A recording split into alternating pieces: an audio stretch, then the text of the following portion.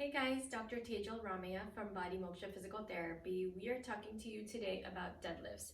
Deadlifts are one of those exercises that people are kind of afraid to do, but they're actually a really great exercise to do if you are dealing with back pain, if you have had a hamstring injury in the past.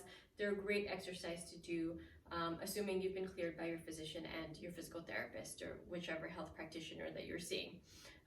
They're extremely great for strengthening the core, the hips, the glutes, the hamstrings, and they really help to protect the back if you're doing them correctly. So we are going to be talking about the 6 tips to help you perform a successful deadlift without breaking your back. Because often I have patients who come in who have been doing deadlifts, but it bothers their back and they don't really know that it shouldn't be bothering their back.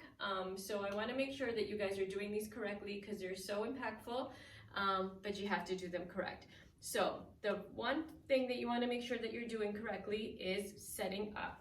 So you can use a kettlebell, you can use a barbell, you can use a trap bar, anything that you want to use depending on how much you're lifting, but the setup is very key in each of these pieces of equipment. So if you're using a kettlebell, you want to make sure that your feet are lined up. Your ankles should be lined up with the handle of the weight. The weight should be pretty much under your body. So you're going to be here and you want to make sure that as you come down, you're maintaining that position where the weight is under your body.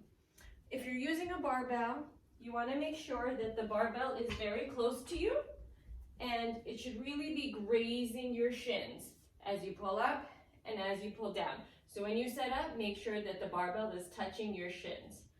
If you're using a trap bar, you're going to center yourself in here, feet are hip width apart, and you want to make sure that your hands are in line with the outside of your shins. So you don't want to be back here with your hands in front of you. You want to be lined up right here, and that's going to make sure that you're loading your hips and your hamstrings and not your low back. So tip number 2 is you want to make sure that you're using a hip hinge movement. So the deadlift is a hip hinge movement, so you want to make sure that when you line up, kettlebell is under you, you're driving those hips back, hands fall to the kettlebell. So it's a hip drive. You don't want to be here, that's going to become a squat. You want to be here, hips stay high, hips reach back, and you should feel the tension in the hamstrings, and that's what tells you that you're doing it correctly. The next thing, number 3, is you want to make sure that you're packing your shoulders and packing your neck to tension the back.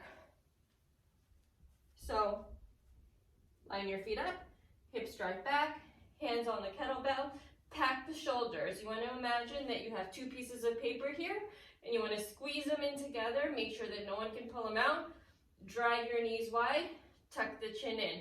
A big mistake I see is people have their heads up, they have their heads down. You want to make sure that your head is lined up with the rest of your spine.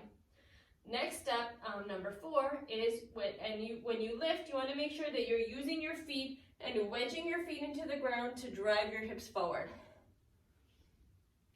So set up, knees wide, pack the shoulders, pack the neck, wedge your feet into the ground, hips drive forward, hips drive back, tension in the hamstrings, stay packed, hips drive forward, hips drive back, hips drive forward, hips drive back.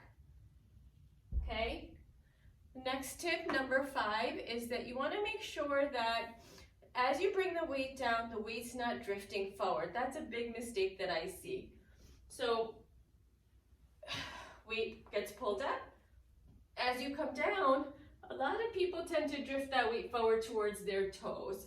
And that really tensions the low back and puts load on it. So you want to make sure that weight is staying right where you started, in between the legs. Same thing if you're with the trap bar, same thing if you're with the barbell. The setup that you started with is the position that you want to maintain throughout the exercise.